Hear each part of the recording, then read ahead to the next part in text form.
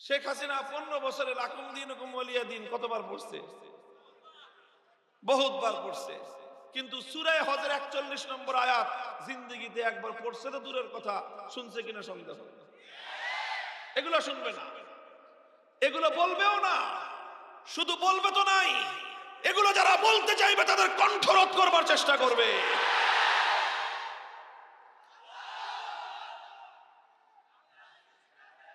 এই স্লোগান কম, স্লোগানের ওয়াজ আজকে করব না আমি। কথা বুঝার কথা, যেই বিষয়টা সেটা হলো লা ইকরাহা ফিদ্দীন, ধর্মের মধ্যে কোনো জবরদস্তি নাই। লাকুম দীনুকুম ওয়ালিয়া দীন, তোমার ধর্ম তোমার কাছে, আমার ধর্ম আমার কাছে। এটা হলো ইসলামের বিধান অন্য ধর্মাবলম্বীদের ব্যাপারে। হিন্দুর ব্যাপারে লা ইকরাহা ফিদ্দীন। একজন হিন্দুকে আমি বুকের মধ্যে গিয়ে রিভলভার ঠেকায় বলবো যে লা ইলাহা ইল্লাল্লাহ পড়, ইসলামে এই বিধান নাই। একজন বৌদ্ধকে গিয়ে ঘাড়ের মধ্যে তরবারি ধরবো যে কালেমা পড় নাইলে দিলাম টুকরা করে, এই বিধান ইসলামের মধ্যে নাই। ইসলামের মধ্যে অন্য ধর্মাবলম্বীদেরকে যার যার ধর্ম পালন করবার স্বাধীনতা দেওয়া হয়েছে। এটার অর্থ হলো লাকুম দীনুকুম ওয়ালিয়া দীন। হিন্দু তুমি তোমার ধর্ম পালন করো, আমি আমার ধর্ম পালন করব। তুমি যেরকম আমার ঈদগাহে নামাজ পড়তে আসবে না, খবরদার আমার কোন মুসলমানের বাচ্চাকে দুর্গা পূজার সময় মন্দিরে যাওয়ার দাওয়াত দিবা না। লাকুম দীনুকুম ওয়ালিয়া দীন কি অর্থ বুঝছো তোমরা? লাকুম দীনুকুম ওয়ালিয়া দীনের অর্থ হলো এই, হিন্দু যেরকম গরুর গোশত খাবে না, মুসলমানও শুয়োরের গোশত খাবে না। হিন্দু যেরকম ঈদগাহে মসজিদে নামাজ পড়তে আসতে পারে না, ইসলাম গ্রহণ না করা পর্যন্ত কোন বেঈমানের জন্য নামাজের কাতারে দাঁড়িয়ে নামাজ পড়বার অনুমতি নাই। ঠিক তেমনি ভাবে কোন ইমানদারের বাচ্চাকে, কোন মুসলমানের সন্তানকে, কোন মুসলিমকে হিন্দু ধর্মের পূজার সময় মন্দিরে যাওয়ারও দাওয়াত দিতে পারবে না। মুসলমানরা তোমাদের ধর্ম পালন করবার নিরাপত্তা দিবে, তোমরা তোমাদের ধর্ম পালন করবা, সেখানে আমরা হস্তক্ষেপ করব না। আমরা আমাদের ধর্ম পালন করব, তোমরা আমাদের ধর্মের মধ্যে হস্তক্ষেপ করবে না। নিজে নামাজ পড়লেই শুধু হবে না, একজন বাবাকে নিজের প্রত্যেকটা সন্তানের নামাজের হিসাব আল্লাহর কাছে দিতে হবে। নিজে রোজা রেখে নিজে হাজি, ডবল হাজি, ট্রিপল হাজি, বছর বছর হাজি, প্রতি বছর ওমরা হাজি, এগুলো করে মনে করে যে দায়িত্ব শেষ। অথচ ছেলে পেলেরা দিনদারি পালন করে না, মেয়েরা পর্দা পুশিদা করে না, মনে করছে বছর বছর হজ করলেই বুঝি আল্লাহ পাক জান্নাতের ওই পারে নিয়ে ফেলা দিবেন তারে। হ্যাঁ, আপনি হজ করেন ভালো কথা, ব্যক্তিগত আমল করা অবশ্যই নেক কাজ, কিন্তু ব্যক্তি নিজে যেরকম তার নিজের আমলের জন্য আল্লাহর কাছে জবাব দিতে হবে, নিজের অধীনস্থ প্রত্যেকটা লোকের আমলের জন্য তাকে আল্লাহর কাছে জবাব দিতে হবে। কারখানার মালিক যদি সুযোগ থাকে, প্রতিষ্ঠানের কর্মকর্তা তার যদি অবকাশ থাকে, তার হাতে যদি ক্ষমতা থাকে, সেই ক্ষমতা প্রয়োগ করে প্রত্যেক ইমানদারকে ইবাদতের জন্য, নামাজের জন্য, আল্লাহর হুকুম পালন করার জন্য সক্ষমতা থাকলে বাধ্য করাই দায়িত্ব। সার্কুলার জারি করতে হবে যে আমার অফিসে চাকরি করতে হলে নামাজ পড়তে হবে। সার্কুলার জারি করতে হবে আমাদের কর্ম কারখানায় চাকরি করতে হলে হিজাব পড়তে হবে। এটাই একজন ইমানদার যখন ক্ষমতা পাবে, একজন ইমানদার যখন কর্তৃত্ব পাবে, আল্লাহর কোরআন তাকে এই দায়িত্ব অর্পণ করেছে। আমাদের যেই ধারণাটা সমাজে স্বাভাবিকভাবেই সকলের মধ্যে আছে, যেই ধারণাটা আমরা, যেই কনসেপ্টটা সমাজে, আমাদের সমাজে ব্যাপকভাবে মানুষ লালন করে, সেটা হলো কি, আবার বলছি, সেটা হলো কি যে ধর্ম ভাই ব্যক্তিগত যার যার বিষয়, এটা নিয়ে কেউ কারো উপরে চাপাচাপি করবেন না। এইরকম এই জাতীয় ধরনের মানসিকতা আমাদের মানুষের মধ্যে আছে না নাই? এই মানসিকতাটা ইসলামের দৃষ্টিতে একটা বিভ্রান্ত চিন্তা। ইসলামের দৃষ্টিতে আমি বলছি এটা একটা ভ্রান্ত চিন্তা। এই মানসিকতা আমাদের মধ্যে আসছে কোত্থেকে? এই মানসিকতাটা আমাদের মধ্যে এসেছে পশ্চিমা একটা ইহুদিবাদী জটিল কুটিল একটা ষড়যন্ত্র থেকে এই মানসিকতা মুসলমানদের মধ্যে তৈরি হয়েছে। পশ্চিমারা একটা একটা আদর্শ, একটা মতবাদ মুসলমানদের মধ্যে চাপিয়ে দিয়েছে। সেই মতবাদটার নাম হলো ধর্মনিরপেক্ষ মতবাদ। ধর্মনিরপেক্ষ মতবাদের মূল কথা হলো এই যে ধর্মটা হলো মানুষের একান্ত ব্যক্তিগত বিষয়। ধর্মের সাথে সমাজ, রাষ্ট্র, রাজনীতি, সম্মিলিত জীবনের সাথে ধর্মের কোনো সম্পর্ক নাই। এইরকম একটা ধারণা ধর্মনিরপেক্ষতাবাদীরা তারা মুসলমানদের সমাজের মধ্যে চাপিয়ে দিয়েছে।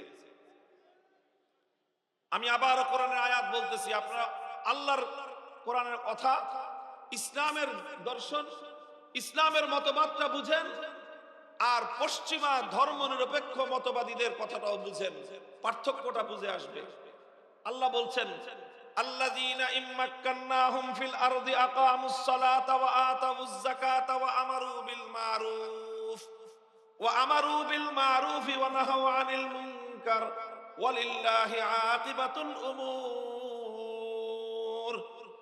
আল্লাহ বলছেন, আমি যদি ঈমানদারদেরকে ক্ষমতা প্রদান করি, কর্তৃত্ব প্রদান করি, তাহলে এই ক্ষমতা আর কর্তৃত্ব ব্যবহার করে তারা শুধুমাত্র মানুষের জাগতিক উন্নয়ন করে না, এই ক্ষমতার কর্তৃত্ব প্রয়োগ করে তারা শুধুমাত্র অর্থনৈতিক উন্নতির মধ্যেই নিজেদের দায়িত্ব সীমাবদ্ধ রাখে না, এই ক্ষমতা এবং কর্তৃত্ব প্রয়োগ করে তারা শুধু ব্রিজ আর কালভার্ট নির্মাণ করে না, এই কর্তৃত্ব আর ক্ষমতা প্রয়োগ করে তারা শুধুমাত্র জনগণের অর্থনৈতিক উন্নতি সাধন করে না, বরং তারা অর্থনৈতিক উন্নতিও সাধন করে, ব্রিজ কালভার্ট নির্মাণ করে, রাস্তাঘাট নির্মাণ করে, জনগণের কল্যাণও তারা করে।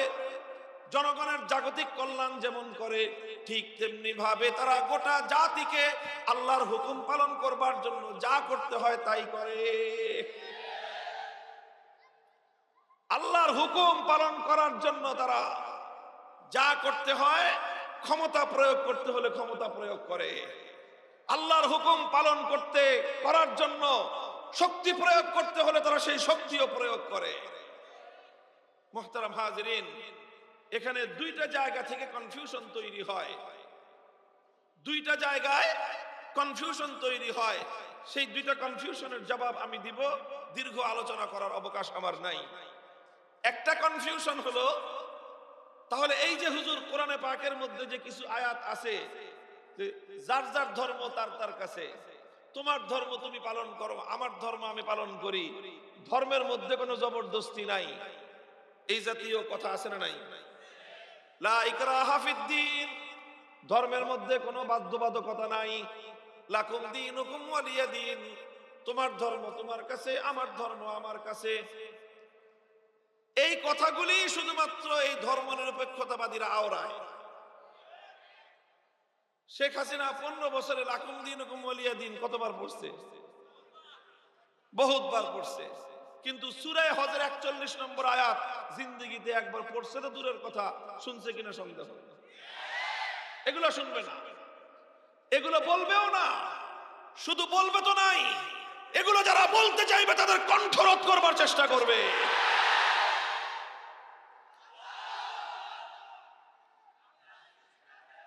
এই স্লোগান কম, স্লোগানের ওয়াজ আজকে করব না আমি।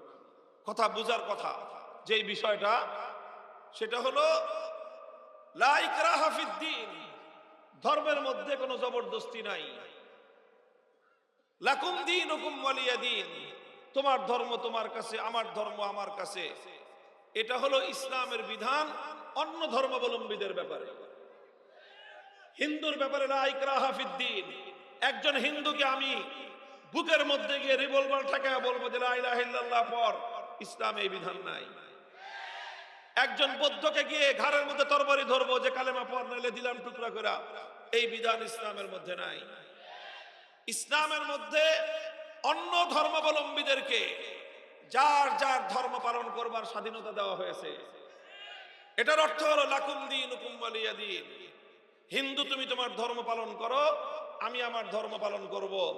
তুমি যেরকম আমার ঈদগাহে নামাজ পড়তে আসবে না, খবরদার আমার কোন মুসলমানের বাচ্চাকে দুর্গা পূজার সময় মন্দিরে যাওয়ার দাওয়াত দিবা না।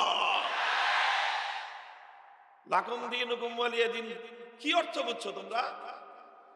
লাকুম দীনুকুম ওয়ালিয়া দিনের অর্থ হলো এই, হিন্দু যেরকম গরুর গোশত খাবে না, মুসলমানও শুয়োরের গোশত খাবে না। হিন্দু যেরকম ঈদগাহে মসজিদে নামাজ পড়তে আসতে পারে না, ইসলাম গ্রহণ না করা পর্যন্ত কোন বেঈমানের জন্য নামাজের কাতারে দাঁড়িয়ে নামাজ পড়বার অনুমতি নাই। ঠিক তেমনি ভাবে কোন ইমানদারের বাচ্চাকে, কোন মুসলমানের সন্তানকে, কোন মুসলিমকে হিন্দু ধর্মের পূজার সময় মন্দিরে যাওয়ারও দাওয়াত দিতে পারবে না। মুসলমানরা তোমাদের ধর্ম পালন করবার নিরাপত্তা দিবে, তোমরা তোমাদের ধর্ম পালন করবা, সেখানে আমরা হস্তক্ষেপ করব না। আমরা আমাদের ধর্ম পালন করব, তোমরা আমাদের ধর্মের মধ্যে হস্তক্ষেপ করবে না। এই হলো অর্থ লাকুম দীনুকুম ওয়ালিয়া দ্বীনের। আর লা ইকরাহা ফিদ্দীনের অর্থ হলো এই, যারা ইসলাম ধর্ম গ্রহণ করো নাই তাদেরকে আমরা ইসলাম গ্রহণ করার জন্য বাই ফোর্স কালেমা পড়তে বাধ্য করতে পারবো না। ইসলামের বিধান রয়েছে অমুসলিমদের জন্য 3টা বিধান। প্রথমে তাদেরকে দাওয়াত দেওয়া হবে আসলিম তাসলাম, ইসলাম গ্রহণ করো, নিরাপত্তা পাবা। ইসলাম যদি গ্রহণ করতে না চাও, তোমার জন্য দ্বিতীয় অপশন হলো তুমি তোমার ধর্ম পালন করবা, তবে ইসলামের সঙ্গে বাজাবাজি করবা না। মুসলমানদের দেশে থাকতে হলে ইসলামের আনুগত্য করে থাকতে হবে, তুমি তোমার ধর্ম নিয়ে থাকবা, কিন্তু ইসলামী শাসন ব্যবস্থার সঙ্গে গাদ্দারি করতে পারবা না। এটা হলো দ্বিতীয় অপশন। 3 নম্বর অপশন হলো এই দুইটাই যদি তোমার পছন্দ না হয়, তোমার মধ্যে আর আমার মধ্যে ফয়সালা করবে তরবারি। এটা হলো ইসলামের 3 দফা দাওয়াত। মুহতারাম হাজিরিন, আমি বলতেছিলাম, সুতরাং এটা যেন আপনাদের কাউকে কনফিউশনের মধ্যে ফেলে না দেয় যে ধর্ম পালনে বাধ্য করা যাবে না কাকে? অমুসলিমকে। নামাজ পড়তে বাধ্য করা যাবে না কাকে? অমুসলিমকে। নামাজ পড়ার জন্য চাপ প্রয়োগ করা যাবে না কাকে? হিন্দু, বৌদ্ধ, খ্রিস্টান, অমুসলিমদেরকে। কিন্তু কোন মুসলমানকে যদি আপনার ক্ষমতা থাকে নামাজ পড়তে বাধ্য করার, আপনি সেই ক্ষমতা প্রয়োগ করে তাকে নামাজ পড়তে বাধ্য করতে হবে। আপনি বাপ হিসেবে সন্তানদেরকে নামাজ পড়তে বাধ্য করবেন, উস্তাদ হিসেবে শিক্ষার্থীদেরকে নামাজ পড়তে বাধ্য করবেন। ইভেন আপনি যদি কোন প্রতিষ্ঠানের সর্বোচ্চ ক্ষমতার অধিকারী হয়ে থাকেন, সেই ক্ষমতা প্রয়োগ করে আপনি আপনার প্রতিষ্ঠানে এই বিধান, এই সার্কুলার জারি করতে পারেন, আমার প্রতিষ্ঠানে চাকরি করতে হলে, আমার প্রতিষ্ঠানের সুবিধা ভোগ করতে হলে 5 ওয়াক্ত নামাজ যথাসময়ে আদায় করতে হবে। এটা ইসলামের বিধান, এটা করা যাবে, করতে হবে। এটা হলো একটা কনফিউশন। দ্বিতীয় বিষয় হলো, আসলে এই যে মুসলমানদের মধ্যে একটা ধারণা ছড়ায় পড়লো যে না, ধর্ম হলো ব্যক্তিগত বিষয়, ধর্ম পালন করার জন্য কাউকে চাপাচাপি করা যাবে না। এই ধারণাটা মুসলমানদের মধ্যে আসলো কোত্থেকে? আমি এই প্রশ্নের জবাব দিয়েছি, এই ধারণাটা আসছে কোত্থেকে? ধর্ম নিরপেক্ষ মতবাদ থেকে। কোত্থেকে আসছে? কোত্থেকে আসছে? ধর্ম নিরপেক্ষ মতবাদ থেকে। মনে রাখবেন, ধর্ম নিরপেক্ষ মতবাদ, সেকুলারিজম, এটা একটা স্বয়ং সম্পন্ন ধর্মের নাম, এটা একটা ধর্মের নাম। কিন্তু এটাকে পাশ্চাত্য ইহুদি খ্রিস্টান সভ্যতার লোকেরা, ইহুদি খ্রিস্ট জাতিগুলো, তারা মুসলমানদেরকে ধোঁকা দেওয়ার জন্য এটাকে একটা রাজনৈতিক বা একটাকে সামাজিক মতবাদ হিসেবে মুসলমানদের মধ্যে চালু করে দিয়েছে। এটা শুধু রাজনৈতিক মতবাদের নাম নয়, ধর্মনিরপেক্ষতা এটা শুধু সামাজিক মতবাদের নাম নয়, বরং ধর্মনিরপেক্ষতা এটা একটা নতুন ধর্মের নাম। যেমনি ভাবে একজন মানুষ হিন্দু হলে মুসলমান হতে পারে না, পারে? একজন মানুষ হিন্দু মুসলিম একসাথে হতে পারে? একজন মানুষ বৌদ্ধ মুসলিম একসাথে হতে পারে? একজন মানুষ খ্রিস্টান মুসলিম একসাথে হতে পারে? ঠিক যেমনি ভাবে একজন মানুষ হিন্দু হলে মুসলমান হতে পারে না, যেমনি ভাবে একজন মানুষ বৌদ্ধ হলে মুসলমান হতে পারে না, যেমনি ভাবে একজন মানুষ খ্রিস্টান হলে মুসলমান হতে পারে না, ঠিক একইভাবে একজন মানুষ ধর্মনিরপেক্ষ হলে মুসলমান হতে পারে না। ধর্মনিরপেক্ষ মতবাদ এটা ইসলামের সঙ্গে সম্পূর্ণরূপে বিপরীত এবং সাংঘর্ষিক। অন্যান্য ধর্মাবলম্বীরা ধর্মনিরপেক্ষ মতবাদ অনুসরণ করতে পারে, কিন্তু ইসলাম ধর্মের অনুসারীরা ধর্মনিরপেক্ষ মতবাদের অনুসারী হতে পারে না। কারণ কি? হিন্দুরা ধর্মনিরপেক্ষ মতবাদের অনুসারী হতে পারে, বৌদ্ধরা ধর্মনিরপেক্ষ মতবাদের অনুসারী হতে পারে, খ্রিস্টানরা ধর্মনিরপেক্ষ মতবাদের অনুসারী হতে পারে, ইহুদিরা ধর্মনিরপেক্ষ মতবাদের অনুসারী হতে পারে, কিন্তু কোন মুসলমান ইসলাম অনুসরণকারীরা ধর্মনিরপেক্ষ মতবাদের অনুসারী হতে পারে না। কারণ কি? কারণ ধর্মনিরপেক্ষ মতবাদ এটা একটা এমন মতবাদ, ইসলামের মূল চেতনার সঙ্গেই ধর্মনিরপেক্ষ মতবাদ সরাসরি সাংঘর্ষিক। ধর্মনিরপেক্ষ মতবাদের সাথে ইসলামের সরাসরি সাংঘর্ষিকতা আছে, বৈপরীত্য আছে, তবে অন্যান্য ধর্মগুলোর সঙ্গে ধর্মনিরপেক্ষ মতবাদের তেমন সাংঘর্ষিকতা নাই। এই জন্য হিন্দুরা ধর্মনিরপেক্ষ মতবাদের অনুসারী হতে পারে, বৌদ্ধরা ধর্মনিরপেক্ষ মতবাদের অনুসারী হতে পারে, ইহুদি খ্রিস্টানরা ধর্মনিরপেক্ষ মতবাদের অনুসারী হতে পারে, কিন্তু কোন ইসলামের অনুসারী ধর্মনিরপেক্ষ মতবাদের অনুসারী হতে পারে না। বলবেন কারণটা কি? অন্য ধর্মের মধ্যে সেকুলার হওয়ার সুযোগ আছে, ইসলামের মধ্যে সেকুলার হওয়ার সুযোগ নাই। কারণটা কি? কারণ হলো এই, দেখেন, মূল কথা হলো সেকুলারিজমটা কি জিনিস একটু যদি বুঝেন কথা পরিষ্কার হয়ে যাবে। সেকুলারিজম এই যে মতবাদ, এই মতবাদের মূল কথা হলো এই মতবাদের মূল কথা হলো এই যে রাষ্ট্রীয় কার্যক্রমের সাথে ধর্মের কোনো সম্পৃক্ততা থাকতে পারবে না। এটা হলো সেকুলারিজমের মূল কথা। আপনারা এই কথাটা বুঝেছেন? বুঝেন, মূল কথাটা বুঝেন। সেকুলারিজম হলো কি? যে রাষ্ট্রের সাথে ধর্মের কোনো সম্পর্ক থাকতে পারবে না। এটা হলো কি? সেকুলারিজম। আবার বলছি, প্রত্যেকেই এই কথাটুকু বুঝেন যে সেকুলারিজম বলে রাষ্ট্রের সঙ্গে ধর্মের কোনো সম্পর্ক থাকতে পারে না। এটা হলো সেকুলারিজমের কথা। এই কথাটা একজন হিন্দুর জন্য মেনে নেওয়া সম্ভব, কারণ তার হিন্দু ধর্ম এই কথা বলে না যে তুমি যদি হিন্দু হয়ে থাকো তাহলে তোমার হিন্দু ধর্ম অনুযায়ী রাষ্ট্র চালাতে হবে। এই কথা হিন্দুকে তার ধর্ম বলে না। একজন খ্রিস্টানের পক্ষে ধর্মনিরপেক্ষ হওয়া সম্ভব, সেকুলার হওয়া সম্ভব। কেন? কারণ খ্রিস্ট ধর্ম একজন খ্রিস্টানকে এই কথা বলে না যে তোমার রাষ্ট্রকে তুমি ধর্ম অনুযায়ী চালাও। একজন বৌদ্ধ বা ইহুদির পক্ষে ধর্মনিরপেক্ষ হওয়া সম্ভব। কেন সম্ভব? কারণ তার ধর্ম তাকে এই কথা বলে না যে তুমি তোমার ধর্ম অনুযায়ী রাষ্ট্র চালাও। কিন্তু একজন মুসলমানের পক্ষে ধর্মনিরপেক্ষ হওয়া সম্ভব না। কেন? কারণ ইসলাম একজন প্রত্যেকটা মুসলমানকে বলবে তুমি তোমার ব্যক্তিগত জীবন যেমন ইসলাম অনুযায়ী চালাবা, তোমার পরিবারকেও তোমার ইসলাম মতো চালাতে হবে, তোমার সমাজকেও ইসলাম মতো চালাতে হবে, তোমার রাষ্ট্রকেও ইসলাম অনুযায়ী চালাতে হবে। তাহলে দেখেন, কথাটা হলো এই, পাঁচজন মানুষ মনে করেন, ধরে নেন যে পাঁচজন মানুষ দাঁড়ানো, একজন মুসলিম, একজন হিন্দু, একজন বৌদ্ধ, একজন খ্রিস্টান, একজন ইহুদি।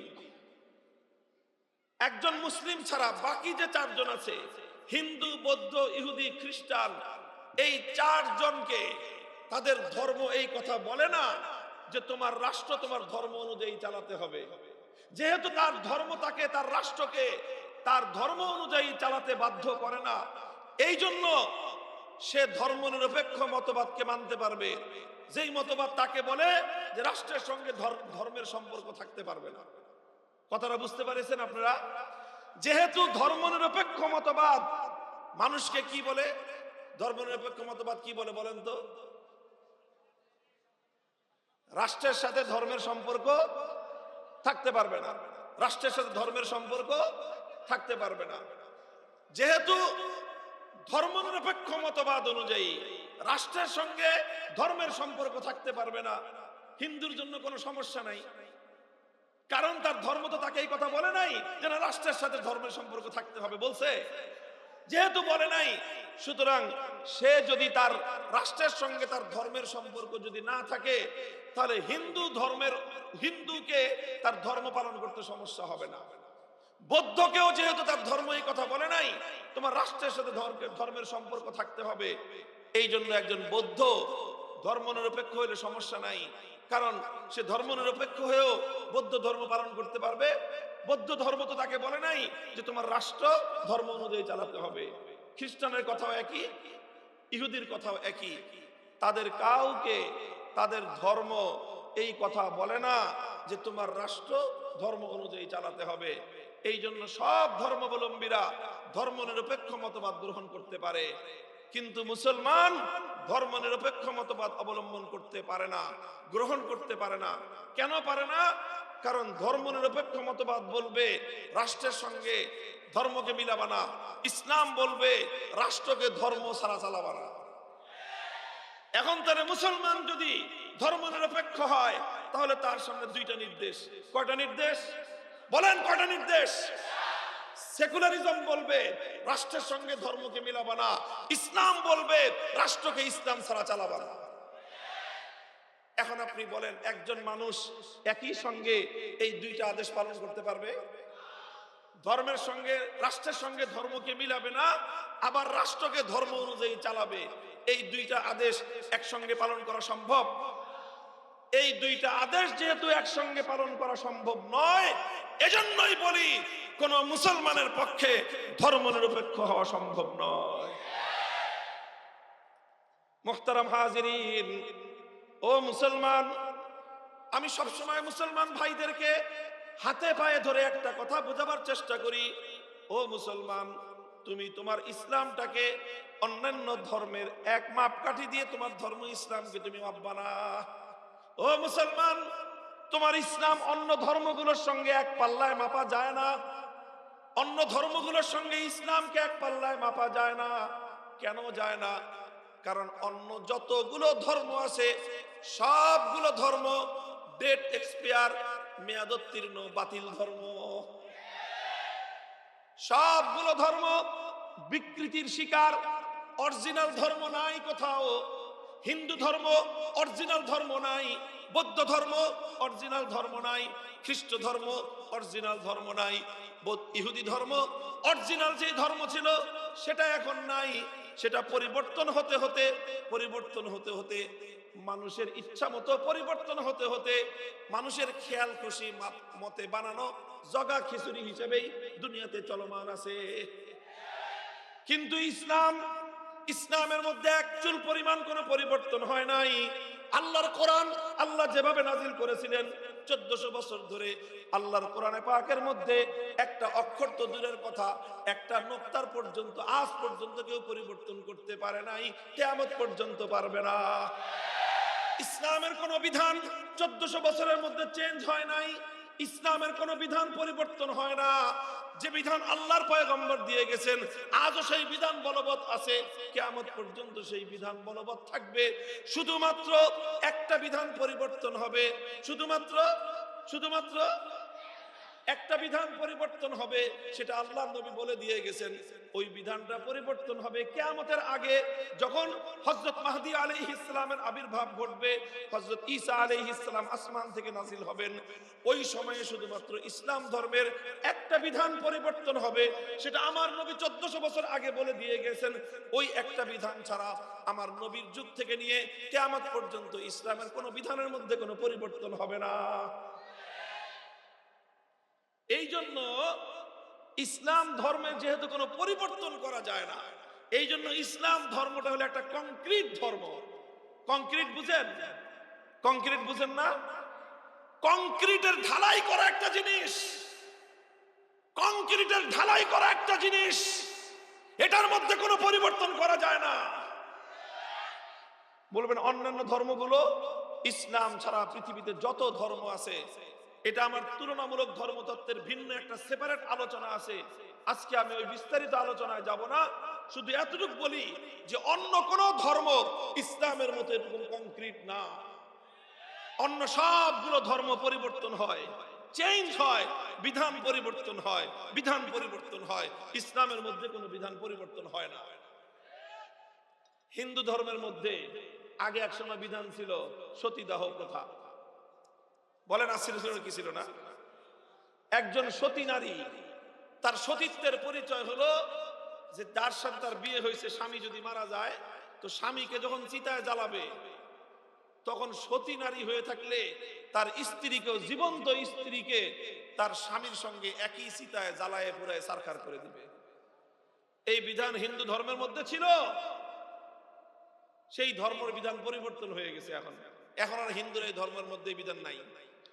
যদি প্রশ্ন করি বদলাইলো কে? বলো এই বিধানটা পাল্টাইলো কে? বলবে যে আমরা হিন্দুরা মিলে পাল্টাইছি। তার মানে হলো তোমরা ইচ্ছা করলে পাল্টাইতে পারো।